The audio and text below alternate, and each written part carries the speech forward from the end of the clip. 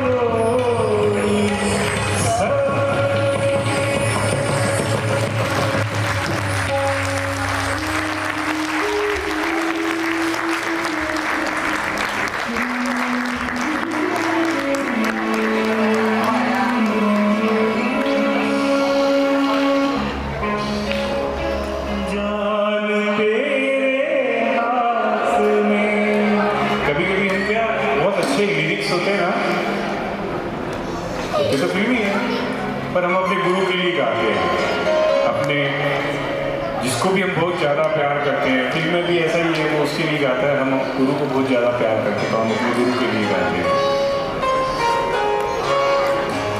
तुझसे मेरा जीना मरना जान तेरे हाथ में,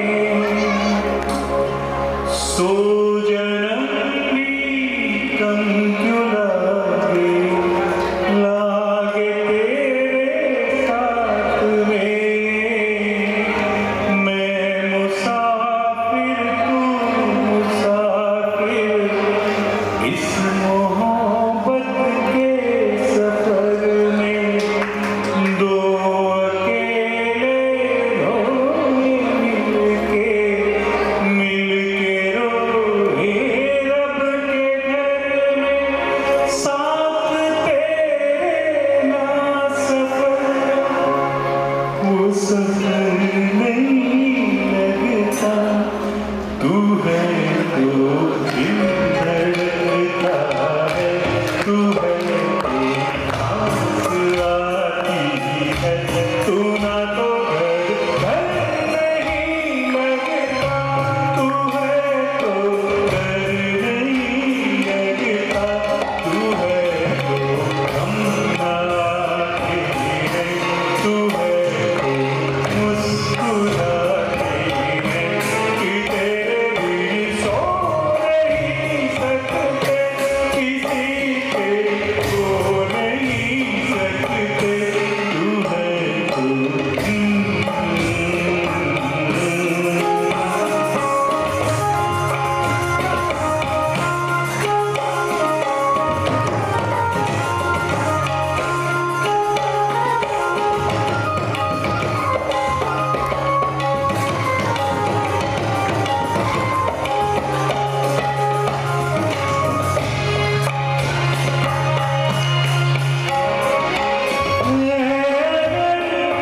ख्वाब तो फिर नींद ना टूटे कभी, हाथ छूटे हाथ से पर साथ ना छूटे कभी, मैं ना समझ नादान हूँ, आँख मुझको थाम ले, ताकि मुझको जब बुलाए, जब तुझे आना पड़े, तू समंदर सागर नहीं लगता, तू है तो लगता, तू है तो आती है, तू ना तो घर नहीं लगता, तू है तो डर नहीं लगता,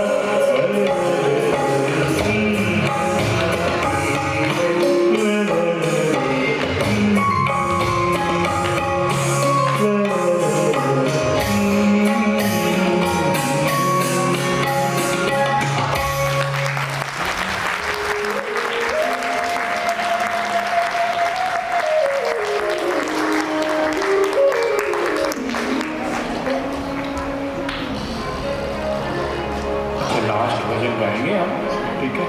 पर इस भजन के अंदर हम सब लोग गाएंगे। अगर ये कमिटमेंट दे तब तो मैं गाऊँ। गाएंगे सब लोग? यस।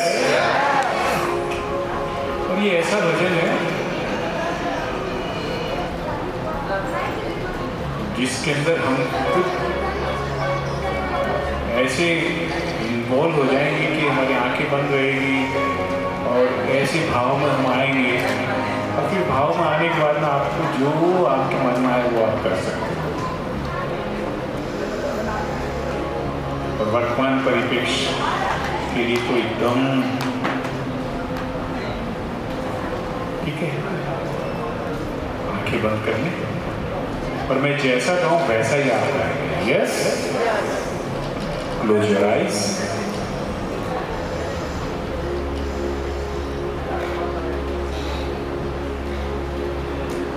श्री राम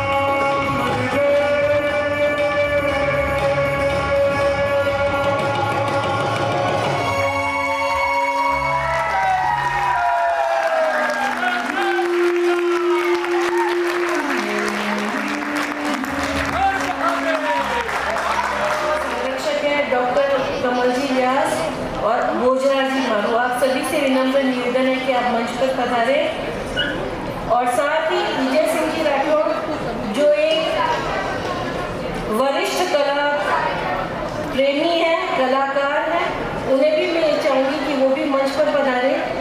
इन सभी का जो हमारे साथ साझेदार रहे हैं, श्रीमान असद अली साहब, मेहंदी हसन जी, ताहिर साहब और चार सुलेमानी जी, इन सभी को मैंने तो देखा।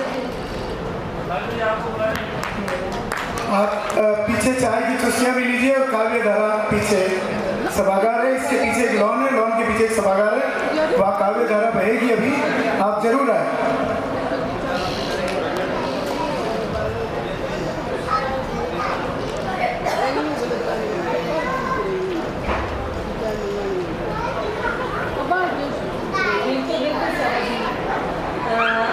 श्रीमान SDM साहब जो भी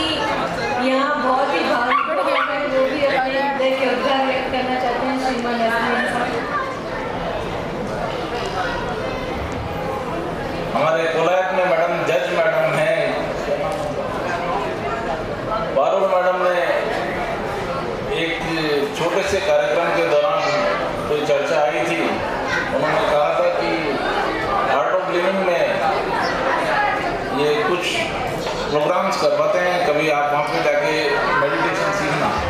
तो अभी 3 दिन पहले ही मैंने साधना जी के यहाँ पे वो प्रोग्राम मैंने ज्वाइन किया था।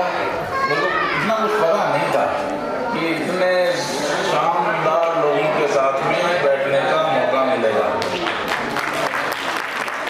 शानदार जोड़ी है ये। जितेंद्र जी की साधना करते हुए मैडम साधना जो है पीछे हमें नजर आ रही थी कि इन्होंने भी इतनी अपनी सुरीली संगत बैठे। देखिए सनातन भारत सनातन देश है। नमस्तस्यै नमस्तस्यै नमो नमः। या देवी सर्वभूतेषु कलारूपेण संस्थिता नमस्तस्यै नमस्तस्यै नमस्तस्यै नमो नमः। या देवी सर्वभूतेषु मातृरूपेण संस्थिता नमस्तस्यै नमस्तस्यै नमस्तस्यै नमो नमः। अमर कला महोत्सव सीजन 3 ठीक हो जाता है।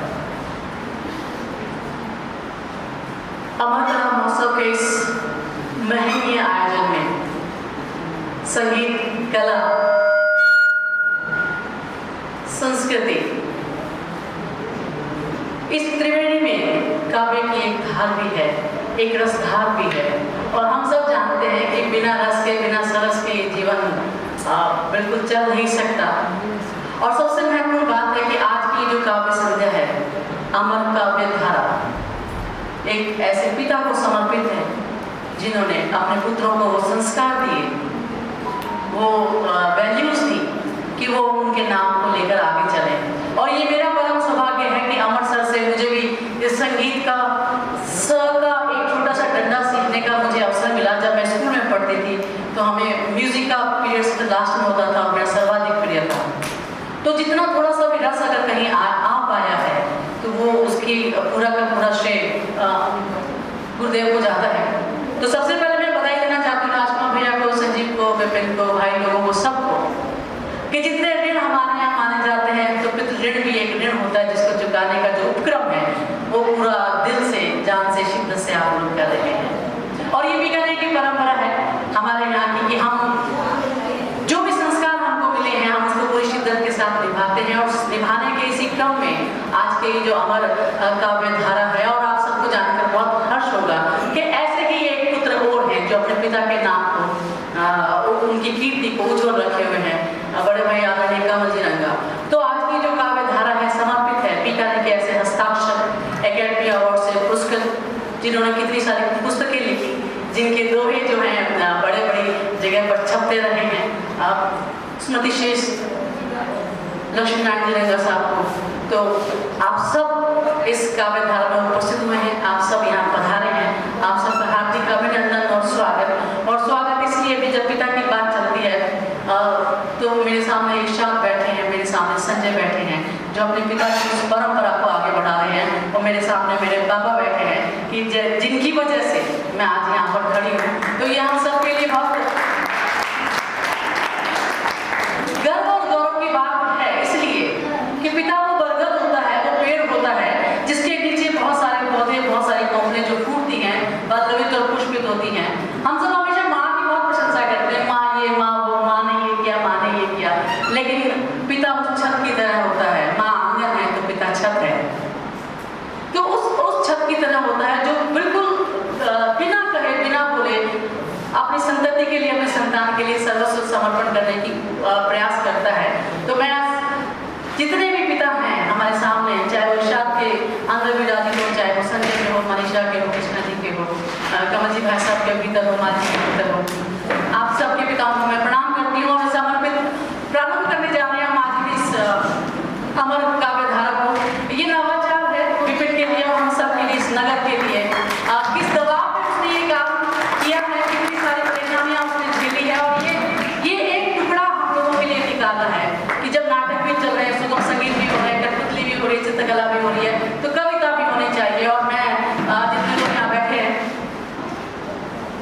जितने कविगण यहाँ पे छांटे गए हैं उससे 4 गुना, उससे 6 गुना ज्यादा कवि मेरे शहर में हैं, और सबके सब बेहतर लिख रहे हैं, सबके सब वेशों पे लिख रहे हैं, सबके सब अपनी सभ्यता संस्कृति पे लिख रहे हैं, सबके सब अपने मन के भाव को लिख रहे हैं और सबके सब मनुष्य के होने को बचाने के लिए लिख रहे हैं, इस मानवता को संभालने के लिए लिख रहे हैं। तो एक बार जोरदार तालियां मेरे पूरे शहर के सभी रचनाकारों के लिए, उन सबके लिए जिनकी छाया में बैठकर हमने लिखना सीखा, जिनकी छाया में रहकर, जिनके सानिध्य में रहकर हमने थोड़ा सा पढ़ने के संस्कार सीखे, हमने शौक सीखा कि बड़ों के सामने कैसे बात की जाए। तो हो सकता है हम कभी कभी बेअदब भी हो जाते हैं, उनके संस्कार को शायद उतना ना निभा पाए। मेरे सामने राजा बैठे हैं, आनंद जी को कौन नहीं जानता, उनके गीत, उनकी गजल हमारी जबान पर हमेशा हैं। तो मैं प्रणाम करती हूँ और आप सबको, और कार्यक्रम को बढ़ाते हुए, कार्यक्रम बहुत सिंपल साधारण है, आपको हैरानी होगी मैं ज्यादा क्यों बोल रही हूँ, माला आगे मैं आज के कार्यक्रम जिनके सानिध्य में होने जा रहा है, बिकानेर के जो ऐसे हस्ताक्षर, बिकानेर के नहीं मैं पूरे राष्ट्र भर के मानती हूँ, क्योंकि लेखक राष्ट्र की खातिर होता है। जो जब मंच पे होते हैं, जब वो अपनी बात कहते हैं, तो सुनने वाले बिल्कुल मग्न होकर उनकी बात को सुनते हैं। मैं बहुत सम्मान के साथ मंच पर आमंत्रित करती हूँ एक ऐसी शख्सियत, एक ऐसे गुरुवर, एक ऐसे लेखक जो सच को लिखते हैं और सच को बहुत शिद्दत के साथ लिखते हैं, बहुत ईमानदारी से लिखते हैं। जब वो बरूदा डायरी में लिखते हैं, तो आपने कहीं जिक्र भी किया था, और जब मैंने पढ़ा तो रात को 12 बजे मैंने उनको शायद मैसेज किया था, हालांकि गलत था, लेकिन उससे रहा नहीं गया। तो अपने भीतर को इतनी ईमानदारी से रखने वाले आदरणीय मालचंद्र तिवारी को मैं मंच पर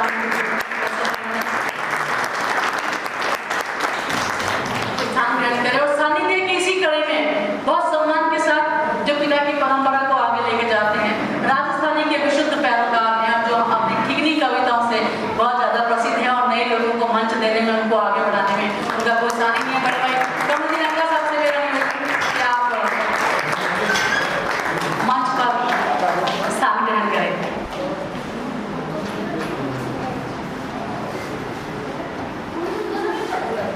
कल्पना संगीत और थिएटर संस्थान द्वारा आयोजित इस कार्यक्रम में पुनः हार्दिक अभिनंदन, जिसके सहयोगी हैं कला साहित्य संस्कृति एवं पुरातत्व विभाग राजस्थान, संस्कृति मंत्रालय भारत सरकार, विरासत संवर्धन संस्थान, पश्चिम क्षेत्र सांस्कृतिक केंद्र उदयपुर में राजस्थान संगीत नाटक अकादमी जोधपुर के संयुक्त तत्वावधान में ये कार्यक्रम हो रहा है।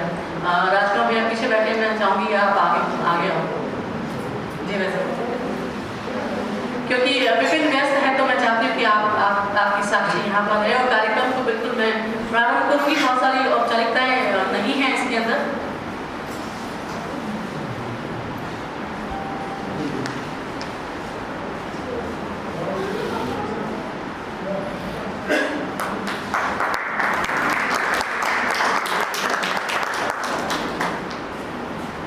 और चूंकि मालाएं आ रही है तो मेरा काम आसान हो गया। मैं बहुत सम्मान के साथ आदरणीय दयानंद जी शर्मा, नाटक इक्वल टू दयानंद शर्मा, मैं आपको आमंत्रित करती हूँ कि आपको कुछ से मालचंद्र तिवारी साहब का सम्मान सत्कार अभिनंदन करें।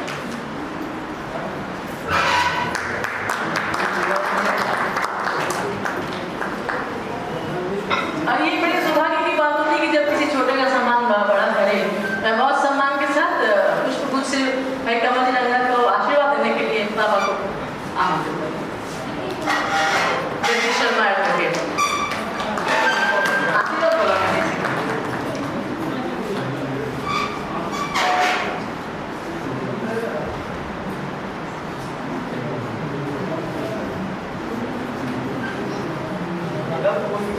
नहीं, मैं बोल रही हूँ कि आशीर्वाद देने का अवसर देना है।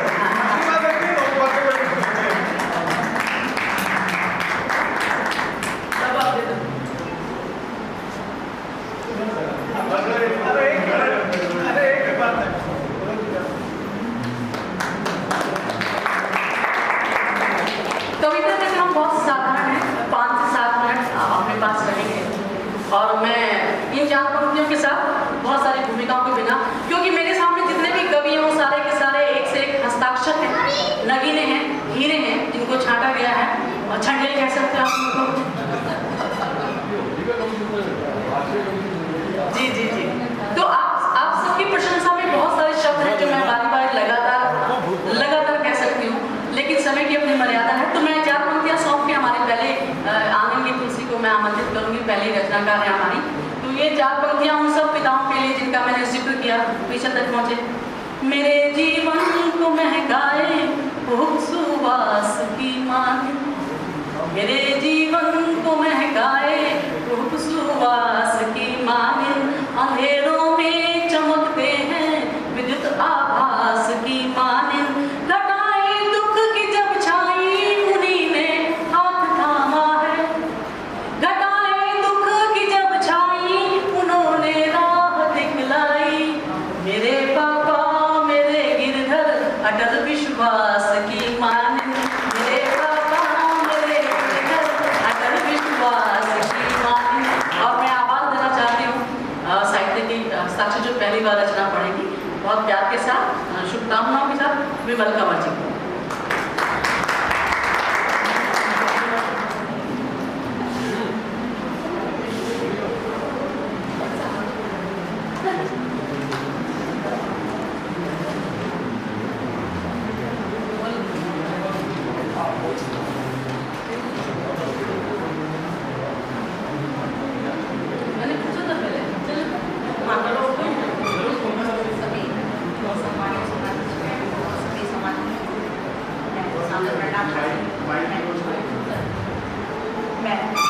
मीडिया का उस स्थिति में, बुजुर्गों की स्थिति वर्तमान में जो मूल्य है, नैतिक मूल्य है, वो नीचे आ रहे हैं। उस स्थिति को देखते हुए उन्हीं से संबंधित बुजुर्ग हमारे लिए क्या है, जो आज वर्तमान की स्थिति है उसमें माताओं की भूमिका, उनके लिए माताओं का रोल जो है वो बड़ा है। तो उनके लिए जैसे कहते हैं कि ढाड़े जो ढड़ जावसी काजो घड़ो गुहार, उम्र बरोबते नहीं दिड़वा संस्कार।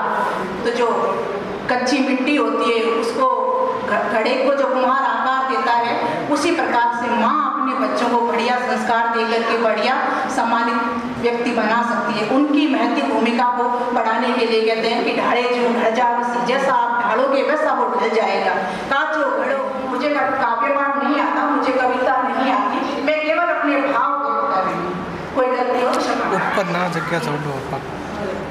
बंद दरवाजे के पीछे झांकती तो बूढ़ी आंखें अक्सर पूछती है कि कहाँ कमी रह गई मेरी परवरिश में। वो फूल जो मैंने लगाए मुझी से पूछते हैं, आपको सलीका नहीं, बोलना नहीं आता, बड़ी बेइज्जती करवा रहे हो, बूढ़े हो गए हो, अब तो पंचायती छोड़ दो और न जाने क्या क्या। उनमें सबसे जो चुभता कथन है कि आपने हमारे लिए किया ही क्या। तब माँ और पिता दोनों बैठ के सोचते हैं कि कहाँ कमी रह गई। ताउम्र मैंने अपनी इनको दिया और उसके बाद भी कहते हैं कि आपने हमारे लिए किया ही क्या है। क्योंकि अच्छा कोई काम करते हैं तो पिताजी कहते हैं कि मेरा बेटा है, मेरा नाम रोशन किया है। और जब कुछ भूल हो जाती है बच्चों से तो माँ की तरफ अंगुली होती है कि आपकी परवरिश है। तो माँ को चुभना होता है, 2 बार महसूस होता है कि क्या कहीं कमी रह गई मेरे से। तो वो कहती है, कहना तो बहुत कुछ आती है लेकिन उतना नहीं कह पाती है, क्योंकि सीनियर सिटीजन जैसे जैसे सीनियर होते हैं वैसे वैसे उनके निर्मल भाव आ जाता है। अपनी संतान तो कितनी ही संतान को कुछ कहना थोड़ा आसान नहीं होता है। तो कहती है, तो माँ अपने बच्चे को कहती है, जो तू कह रहा है कि सुन कि आ बैठ मेरे पास, तुझे कुछ आज सुनाऊं, क्या क्या किया है मैंने, एक वानगी दिखाऊं। केवल एक वानगी बताऊंगी कि पर को मुट्ठी वानगी, पर को सुमरदा, मुट्ठी से पता चल जाता है कि आप बैठ मेरे पास, तुझे कुछ आज सुनाऊं, क्या क्या किया है मैंने, एक वानगी दिखाऊं। कि गर्भ में आते ही उत्पात मचाया तुमने, पढ़ना लिखना खाना पीना सब छुड़वाया तुमने। आ बैठ मेरे पास, तुझे कुछ आज सुनाऊं। और प्रसव की जो पीड़ा है वो माता अच्छे से जानती है कि हजारों हड्डियां आसान टूटने पे कहते जो दर्द होता है वो प्रसव का पीड़ा होता है। ये आसान नहीं है कि जन्म कहाँ होता है आसानी से, माँ मरती है पल पल बेईमानी से। उस दर्द को भी खुशी से सहा मैंने, माँ कसम ना किसी से कहा मैंने। बात करते हो क्या किया है मेरे, आ बैठ मेरे पास, तुझे कुछ आज सुनाऊं।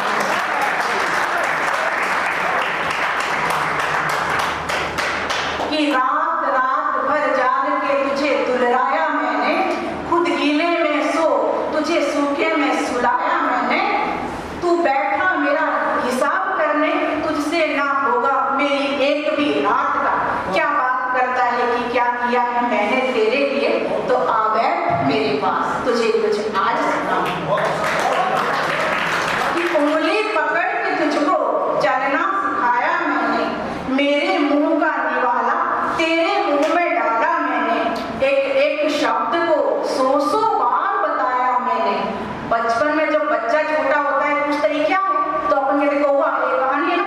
दूसरी बार पूछा कौवा है, तीसरी बार जितनी बार पूछी माँ जवाब देगी कौवा है। और वही अगर बुढ़ापे में पूछ ले तीसरी बार के बाबू ने सही गए हो, कितनी बार बताऊँ आपको, ये कौवा है, आपको समझ नहीं आता।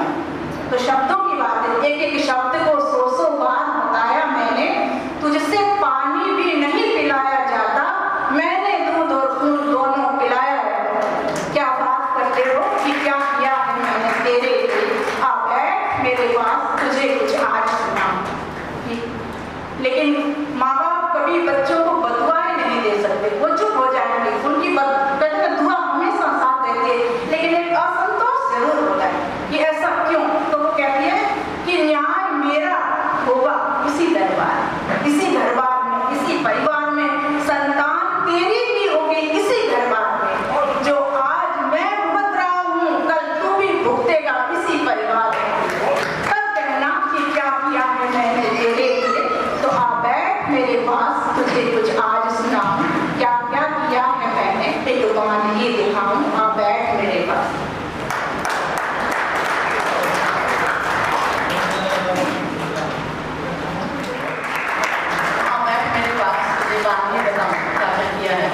दुर्गा मरियम अपना सब उसके नाम, माँ भी कोई ना बने, क्या ऐसा कह रहा।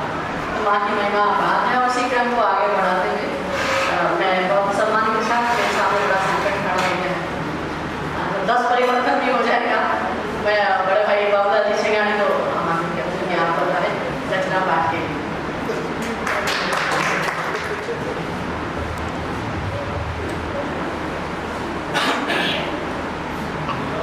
माँ सरस्वती को प्रणाम करता हूँ, मंच को प्रणाम, सबकी उपस्थिति को प्रणाम करते हुए मोनिका जी का मैं आभार व्यक्त करता हूँ कि मैं हास्य का आदमी और मुझे पहले लगा दी। संचालक के साथ समस्या होती है कि पहले किसको बुलाए, अगर जिसको पहले बुलाए तो वो समझेगा अच्छा मुझे पहले बुलाया, नहीं मिला क्या, और फिर आखिर में मिले तो अच्छा आखिर में नहीं मिला, तो इसमें कोई सच्ची की बात नहीं है। आइए आप और हम मिलकर आज इस कार्यक्रम को यादगार बनाएं, जिसके लिए जरूरी है कि हर व्यक्ति कम चिंता टेंशन में आपको जी रहा है, लेकिन मुस्कुराए ना, कि दुनिया में लोग मुस्कुराते कम हैं, दुनिया में लोग मुस्कुराते कम हैं, किसी को थोड़ा किसी को ज्यादा कम है, ये मत भूलो। जो खिलखिलाकर हंसता है उसकी मुस्कुराहट के पीछे भी गहरा कम है। अभी जब यहाँ बैठे थे तो आदरणीय जगदीश जी कह रहे थे कि बच्चे बैठे हैं, ये पौध जो है बहुत कम होगी कोई सम्मेलन में आने की वाली, ये 3 बच्चे बैठे हैं। आप मानते हैं आजकल के बच्चे हैं क्या? आजकल के बच्चे मोबाइल के युग में बच्चे नहीं रहे, क्योंकि दादा और पोता बाजार में जा रहे थे, एक हाथ में था थैला, दूसरी से मूंगफली खा रहे थे। सामने से पोते की मैडम आई तो दादा ने कहा चुपका बेटा, तेरी मैडम आ रही है, कई दिन से तू स्कूल नहीं गया, लगता है तेरी शिकायत आ रही है। उसने कहा दादी आप एक काम कीजिए, मुझे छुपाने की बजाय आप छुप लीजिए, क्योंकि मैंने मैडम से कह रखा है दादी की सुरक्षिता वाले दिन नहीं छुपी। ये चीजें तो हम सबको धीरे धीरे मोटिवेशन देती है। और कविता क्या नहीं होती, कहाँ से कविता नहीं बनती? अब देखो इस साहित्यिक समाज के वो व्यक्ति जो मंच पर बैठे हैं अगाड़ी, साहित्यिक समाज के वो व्यक्ति जो मंच पर बैठे हैं अगाड़ी, जिनका नाम है आप तो बोलो और कमल जी की बात करूंगी। एक बार कमल जी ने मुझे फोन किया, बाबूला जी एक कार्यक्रम में नई रचना खा गया है, कमल जी हमारी रचना तो 30 साल पुरानी थी, क्या उंगलियां बोली जो तो खाना थाली नहीं कविता सागे रहोगी मैं तो कविता मैंने शादी लो नाम सारू ले गई क्या मैं यहाँ कोई नई कृति लो मैं जो कृति तो बड़ो सोनो नाम बसो कोनी किने की अब बताओ ताली और एक कविता आपने बिल्कुल देखो माँ की शक्ति बैठी है अभी मैं माँ पर बात कर दिया एक हर व्यक्ति आपने बचपन में सोचे तो माँ टीचर बच्चा ने या अपने बचपन में सोचा तो एक जमाना हो कि अपने जेब भी और गलों भी लेकिन पीछा को नहीं अब जेब है गलों को नहीं मोबाइल है पीछा मोबाइल है लेकिन माँ बच्चे को देखो कि खाली रहती जेब और खाली रहता गला खाली रहती जेब और खाली रहता गला उस जमाने में एटीएम था मेरी माँ का पल्ला मारी माँ भले ही पढ़ी लिखी कौन पर मारी माँ जेली माँ लेते की सब लागू होने के लिए कि मारी माँ भले ही पढ़ी लिखी कौन पर मारी माँ जेली माँ में देखी कौन जब मैं नी समझ तो पोथी और पाटी जब मैं नी समझ तो पोथी और पाटी पग पड़ा भेजती स्कूल कर छाती काठी मैं पगा पढ़तो गुड़ लिखतो पढ़ता पढ़ता थी मोनी मारी माँ जेली माँ में देखी मोनी पढ़ी नहीं पर बाबूजी रो चेहरो पढ़ ले पढ़ी नहीं पर बाबूजी रो चेहरो पढ़ लेती माने कहीं चाहिए लाख खर्चू देती माने कहीं चाहिए अरे भाई डिपार्टमेंट पढ़ी नहीं पर बाबूजी रो चेहरो पढ़ लेती माने कहीं चाहिए लाख खर्चू देती मने आ चीज लाभ देवो कदई बा बोली कोनी मनमा तेरी माँ में देखी कोनी और घरे बारे हो चोबी तो पर आंगन भी पढ़नी कोनी घरे बारे हो चोबी तो आंगन भी पढ़नी कोनी देराना जेठाना ने कदी आपस में तरंदी कोनी अरेडी माँ मिले सबने नहीं चाहूं खोनी मनमा तेरी माँ में देखी कोनी और कविता अंतिम मंद है कि साग सीधे चूल्हे माथे लूम की कमी बताती पहली पुराने जमाने में बूढ़ी लोग घेरा करनी होती और पीने उसमें में साग चमकती तो साग भी खुशबू से कहते पीनी बेटा में लूम खाते लूम कम है आजकल जो पीने थपेली में नाक खाते तो था बड़े लोग साग सीधे चूल्हे माथे लूम की कमी बताती पहली बाबू सीधा उजड़ा कपड़ा और खुदरी चुदरी रहती मैली पटियों नाने छोड़ दिया भले ही बात स्कूल गई बोली मारी माँ चली माँ में देखी बोली माँ चली माँ में आशीर्वाद में एक हंसी क्योंकि 5-7 मिनट तो समय दिए 5 और 7 12 मिनट तो वही है 3 मिनट कविता अपने आप ऑटोमेटिक क्या चीज है देखो लोग को कभी कभी शब्द का उल्टा दीप होता है कभी शब्द का उल्टा दीप होता है पत्नी से पिटे हो कभी ठीक होता है मेरे खो जाने की खबर ने मेरे पत्नी के चेहरे पे रौनक ला दी मेरे खो जाने की खबर ने मेरे पत्नी के चेहरे पे रौनक ला दी उसने झट से पड़ोसन के संग जाकर थाने में रिपोर्ट लिखवा थानेदार ने पूछा बहन कैसा था उसको बताओ अट्टा कट्टा मुद्दा क्या था कुछ तो लिखवाओ वो बोली धर्मेंद्र सा सिन्हा अमिताभ सिंचाल धर्मेंद्र सा सिन्हा अमिताभ सिंचाल साक्षी बोली और संजय दत्त से बात दिखने में जेंटलमैन था हाथ में कड़ल गले में साथ ली इतना सुनते ही थानेदार ने जांच शुरू कर दी अपनी कैप उतार कर टेबल पे धर दी पत्नी जब पड़ोसन के संग थाने से बाहर निकली तो पड़ोसन पत्नी से यूं बोली बहन भाई साहब के नाक नक्शे के बारे में झूठ क्यों बोले? तो उसने कहा कि मेरे जीवन की सुनी बगिया में फिर से नया फूल खिलेगा। मेरे जीवन की सुनी बगिया में फिर से नया फूल खिलेगा। गया सो गया, कोई बात नहीं, कम से कम कभी को नहीं मिलेगा। अब चलते चलते सामने और कभी तब लिखता है, कभी भी लिखती है पति पर, कभी लिखता है पत्नी पर। मैंने अपने सुश्रुति में लिखा, अगर मैं हर शादीशुदा व्यक्ति के मन की बात करूं तो तालियां घनघोर होनी चाहिए। महिलाएं तालियां नहीं बजाएगी, मैं दावा करता हूं, पुरुषों को तालियां बजाएंगे।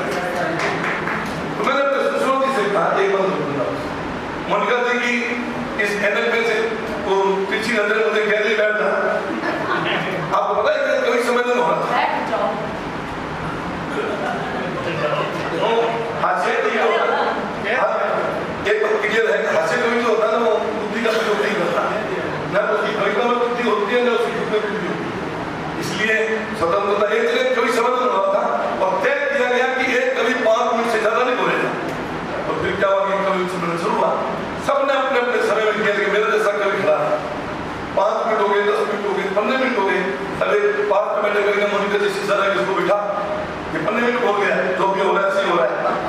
तो 15 मिनट बोल गया, वो बैठे ही नहीं, इतने में ऑडियंस थी वो चिल्लाई कि बैठ जा, फिर भी वो बैठे नहीं, 20 मिनट हो गया। तो जो आयोजक थे वो आगे आ गए कि अब बैठ दो, 25 मिनट हो गए, वो बैठे ही नहीं। इतने में एक व्यक्ति दौड़ के लाया, विपिन जी दौड़ गए जैसे वहां, तो बच्चे थे, दौड़ कर आया और कभी एक काम कभी जो पढ़ रहा था, जहां पढ़ रहा था वहीं बैठ गया, कभी सम्मेलन समाप्त हो गया। तो सबने चर्चा की किया, कभी 25 मिनट से बैठ नहीं जाता, विपिन जी ने ऐसा कान में क्या बोला कि बैठ गया। तो सबने विपिन जी को घेर लिया, पता है क्या बोला कि मैंने कुछ नहीं कहा, मैंने उससे कहा कि बैठ जा कविराज, तेरा पजामा फटा हुआ है।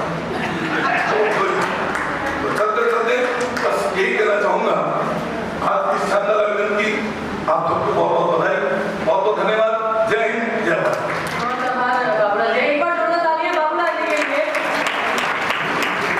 मैं जानती हूँ किसी हास्य कवि को रोकना बड़ा मुश्किल काम होता है, क्योंकि जब वो उनका स्टार्ट होने का समय आता जितने उस समय घड़ी देखना हम सबने प्रारंभ कर दिया था। थोड़ी सी मर्यादा है इंग्लिश मुझे भी की तरफ से नहीं, इसलिए तो मैं क्रम को आगे बढ़ाते हुए बहुत आशीर्वाद के साथ दुआएं देकर, शुभकामनाएं देकर एक ऐसा उभरता हुआ सितारा हमारे शहर में आ रहा है कि वो गाड़ी पतंग की बात भी करता है, गाड़ी किन्ने की भी बात करता है। बहुत शुभकामनाओं के साथ हरिशंकर जी आचार्य। मंच को प्रणाम करता हूँ और आप सब यहाँ पर आए हैं, आपको प्रणाम करता हूँ। समय की सीमा है, इसलिए बिना किसी भूमिका के 2-3 रचनाएं रखने का प्रयास करूँगा अगर समय खत्म नहीं। गीत है मेरी पुस्तक अनजा, उसी से शुरू करूँगा जिसका शीर्षक है किताब। किताब जिंदगी की आज हमने खोल दी, किताब जिंदगी की आज हमने खोल दी, किताब जिंदगी की आज हमने खोल दी। आज तक थे मौन, आज बात बोल दी, किताब जिंदगी की आज हमने खोल दी। आज तक थे मौन, आज बात बोल दी। किसने क्या दिया हमें ये खुल के कह दिया, किसने क्या दिया हमें ये खुल के कह दिया, और किसने क्या लिया था इसकी खोल खोल, और किसने क्या लिया था इसकी खोल खोल दी। किताब जिंदगी की आज हमने खोल दी, किताब जिंदगी की आज हमने खोल दी। जीवन में क्या क्या स्थितियां परिस्थितियां आती हैं, कभी चढ़े थे ऊंचे खूब तो कभी गिरे, कभी चढ़े थे ऊंचे खूब तो कभी गिरे, कभी थे चूर मस्ती में तो दर्द में गिरे, कभी चढ़े थे ऊंचे खूब तो कभी गिरे, कभी थे चूर मस्ती में तो दर्द में गिरे।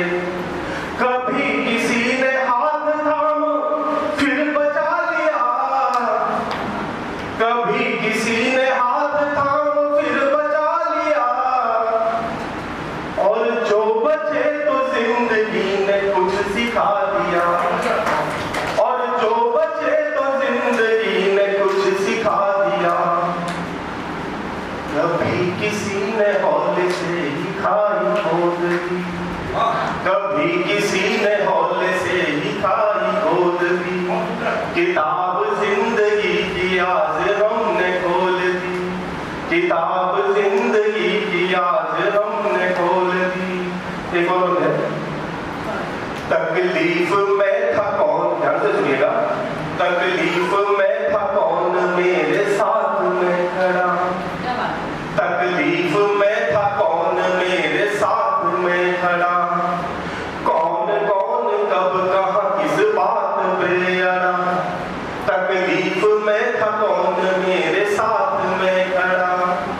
कौन कौन कब कहाँ किस बात पे अड़ा।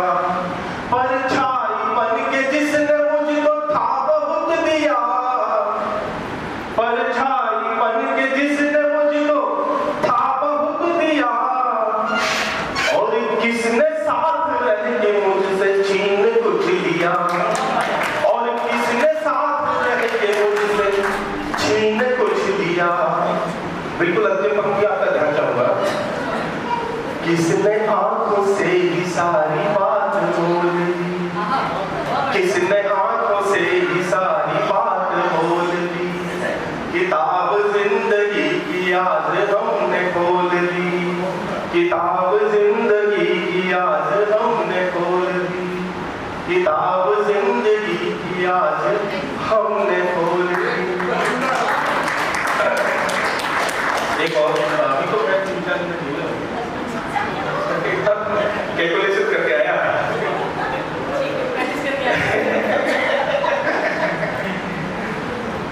न कोई हार अंतिम है, न कोई वार अंतिम है, न कोई हार अंतिम है, न कोई वार अंतिम है। किसी की जीत की खुशियां न छलका जाम अंतिम है, किसी की जीत की खुशियां न छलका जाम अंतिम है। सांसें जब तक चलती तुम्हारी याद ये रखना, है सांसें जब तक चलती तुम्हारी याद ये रखना।